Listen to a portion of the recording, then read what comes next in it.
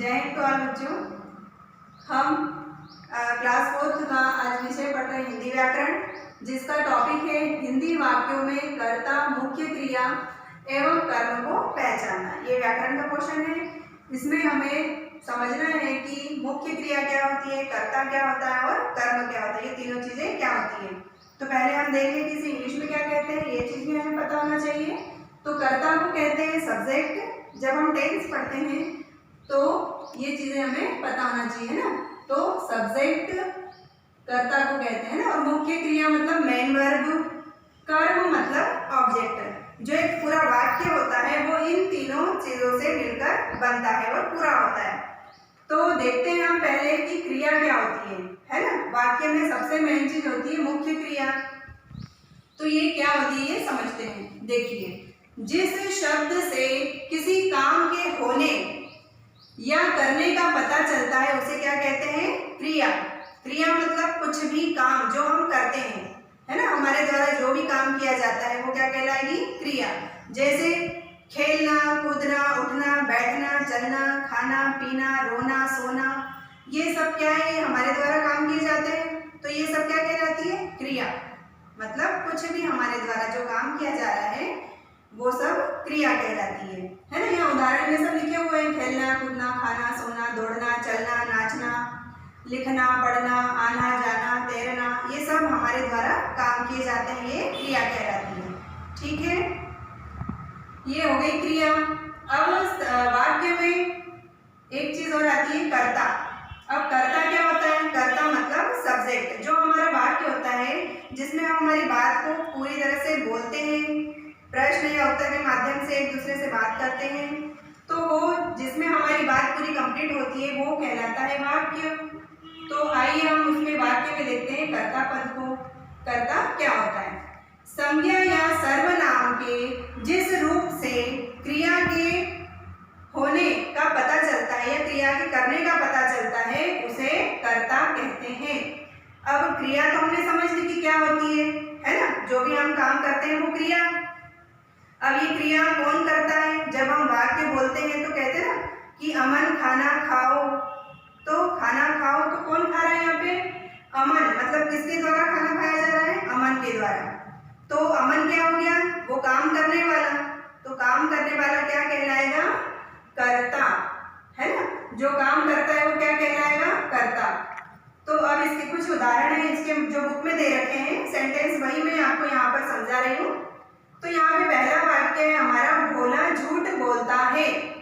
अब बोलना क्या हो गई, क्रिया, है ना। और जैसे इस परिभाषा में दे रखा है, संज्ञा या सर्वनाम के जिस रूप से क्रिया के करने या होने का पता चलता है वो कर्ता कहलाता है। तो ये हो गया हमारा वाक्य। और ये क्या हो गया, भोला, ये हो गया हमारी संज्ञा पद, है ना। यहाँ दे रखा है संज्ञा या सर्वनाम, तो भोला क्या हो गया, संज्ञा। तो संज्ञा के जिस रूप से क्रिया के होने का पता चलता है वो कर्ता कहलाता है। अब भोला झूठ बोल रहा है, मतलब यहाँ पे संज्ञा का रूप कौन सा है, यहाँ पे कर्ता कौन हो रहा है, भोला, क्योंकि भोला के द्वारा ये काम हो रहा है। क्या काम हो रहा है, झूठ बोलने का। तो बोलना हो गई क्रिया और भोला हो गया कर्ता, क्योंकि भोला झूठ बोल रहा है। तो यहाँ पे कौन काम कर रहा है, भोला। तो ये आ जाएगा कर्ता के पद पर। तो इसमें से हमें छाट कर लिखना था कर्ता पद, तो ये यहाँ पर भोला आएगा। फिर नेक्स्ट सेंटेंस है हमारा वाक्य, मिनी कमरे में खेल रही थी। अब यहाँ पे मिनी क्या हो गई, संज्ञा, क्योंकि कोई भी नाम क्या कहलाता है, संज्ञा। नाम किसी भी वस्तु का नाम, स्थान का नाम या व्यक्ति का नाम जो भी हो वो सब क्या कहलाते हैं, संज्ञा पद, है ना। तो मिनी यहाँ पर हो गई संज्ञा पद। तो संज्ञा पद के द्वारा यहाँ पर क्या काम हो रहा है, मिनी कमरे में खेल रही थी। अब खेल रही थी हो गया क्रिया, है ना। खेलना क्या हो गई, क्रिया। और ये काम कर कौन रहा है, मिनी, क्योंकि मिनी कमरे में खेल रही है तो खेलने का काम मिनी कर रही है। तो जो काम कर रहा है वो कौन कहलाएगा, कर्ता। तो यहाँ पे मिनी के द्वारा काम हो रहा है, इसलिए मिनी यहाँ पर कर्ता हो गई, है ना, काम करने वाली मिनी। इसलिए हम इसको यहाँ पर लिखेंगे मिनी को कर्ता पद पे, है ना। फिर हमारा तीसरा सेंटेंस है, वह कुछ नहीं जानता। अब जानता क्या हो गई, जानना, पूछना, ये सब क्या है, क्रिया रूप है ना। तो क्रिया शब्द है ये सारे। तो जानना क्या हो गया, क्रिया। अब ये काम किसके द्वारा हो रहा है, वह। यहाँ पे दे रखा है संज्ञा या सर्वनाम। तो सर्वनाम क्या, अगर किसी नाम के स्थान पर कोई शब्द यूज होता है तो वो सर्वनाम कहलाता है। अब यहाँ पे संज्ञा शब्द या नाम ना यूज होके क्या यूज हो रहा है, वह। तो संज्ञा या सर्वनाम, संज्ञा या सर्वनाम जो भी काम कर रहा है वो कर्ता कहलाता है। तो यहाँ पे वह के द्वारा काम हो रहा है ना। वह कुछ नहीं जानता, है ना। जानने का काम किसके द्वारा हो रहा है, वह। तो वह क्या हो जाएगा, कर्ता, है ना। तो सीधी सी बात है कि जो भी काम करने वाला होता है वो कर्ता कहलाता है, और जो काम हो रहा है वो क्रिया कहलाता है ना। खेलना, कूदना, खाना, सोना, ये सब क्रियापद है। तो आशा करती हूँ आपको ये समझ में आया होगा। इसके आगे थोड़ा सा एक चीज और है जो हमने यहाँ पर लिख रखी है, कर्म। इसे भी मैं समझा रही हूँ, ये भी आप ध्यान से समझिए, ठीक है। हमने क्रिया और कर्ता समझा। अब एक चीज और है इसमें, कर्म। तीसरी चीज क्या है, कर्म। कर्म मतलब ऑब्जेक्ट, है ना। तो वाक्य में कर्ता मतलब सब्जेक्ट, मुख्य क्रिया मतलब मेन वर्ब, और कर्म मतलब ऑब्जेक्ट। ये तीनों चीजों से मिलकर एक पूरा वाक्य कंप्लीट होता है। तो इसकी परिभाषा इस प्रकार है कि वाक्य की क्रिया का फल या असर जिस संज्ञा या सर्वनाम पर पड़ता है उसे कर्म कहते हैं, है ना। मतलब जो भी काम किया जा रहा है, जिसके द्वारा किया जा रहा है और किस पर किया जा रहा है, मतलब कि कर्ता और क्रिया का जिस पर असर होता है या जिसके लिए किया जा रहा है उसे हम कर्म कहेंगे। जैसे अब उदाहरण के माध्यम से समझेंगे हम। पहला है, उसने पत्र लिखा। अब इस वाक्य में दो चीजें तो हमें पता है।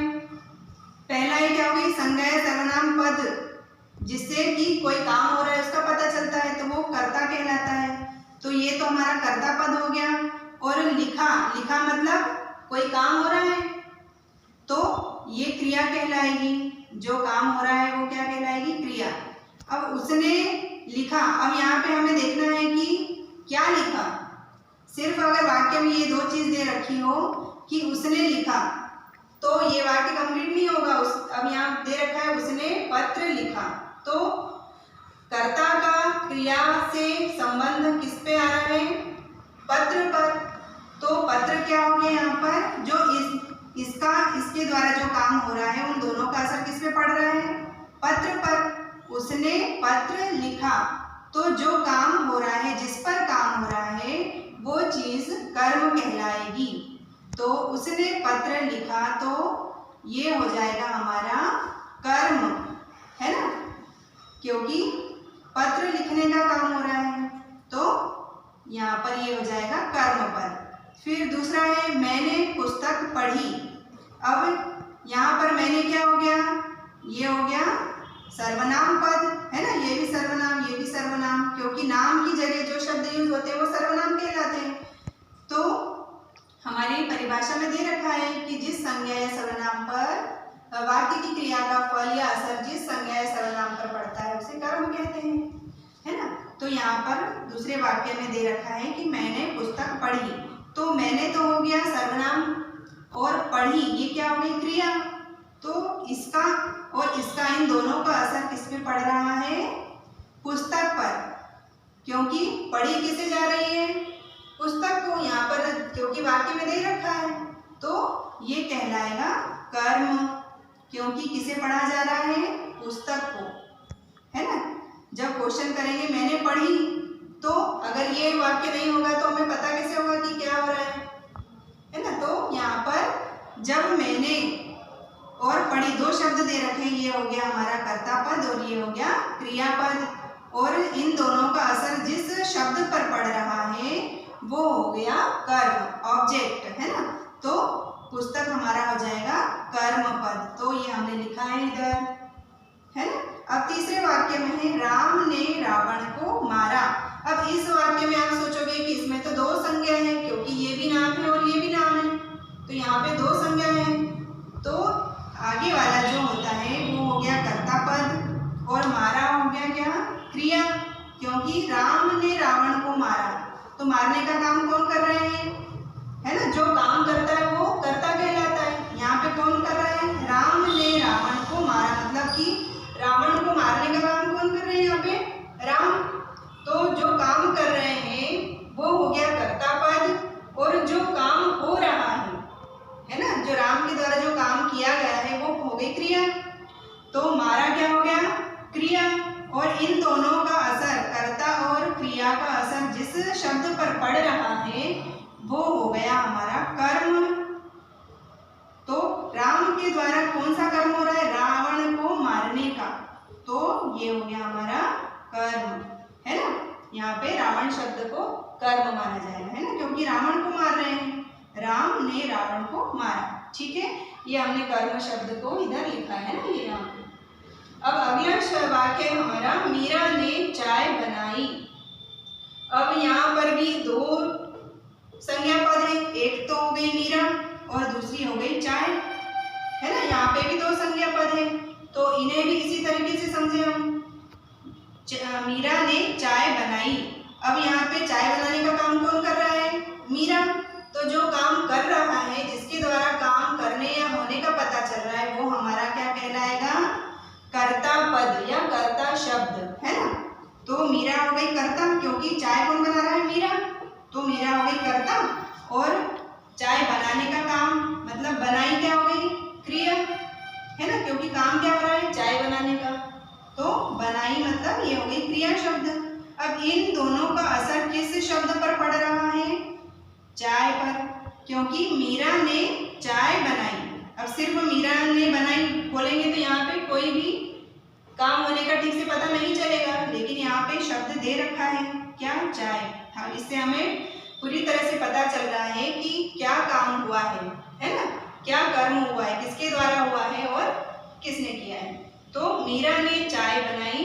तो इन दोनों शब्दों का, कर्ता का और क्रिया का, जिस शब्द पर असर पड़े और जिससे हमें फल प्राप्त हो, वो होता है हमारा कर्म पद। तो यहाँ पे कर्म पद या कर्म शब्द क्या कहलाएगा, चाय, है ना। मीरा ने चाय बनाई, मतलब जो भी काम होने का जिससे, जिस शब्द से हमें पता चल रहा है, वो हमारा कर्म पद कहलाएगा। ठीक है बेटा, ये हो गई तीनों चीजें हमारी, कर्ता, मुख्य क्रिया और कर्म। ये तीनों पद हमने अच्छे से समझे हैं। आप इस वीडियो को ध्यान से देखिए, समझिए, और किताब में जो दे रखे थे वाक्य वो हमने उदाहरण के माध्यम से यहाँ पे आपको करवा दिए हैं। तो आप आपकी बुक में फिल करो और ये आपकी व्याकरण की CW कॉपी में कंप्लीट करके मुझे चेक करवाओ। ठीक है बेटा, धन्यवाद।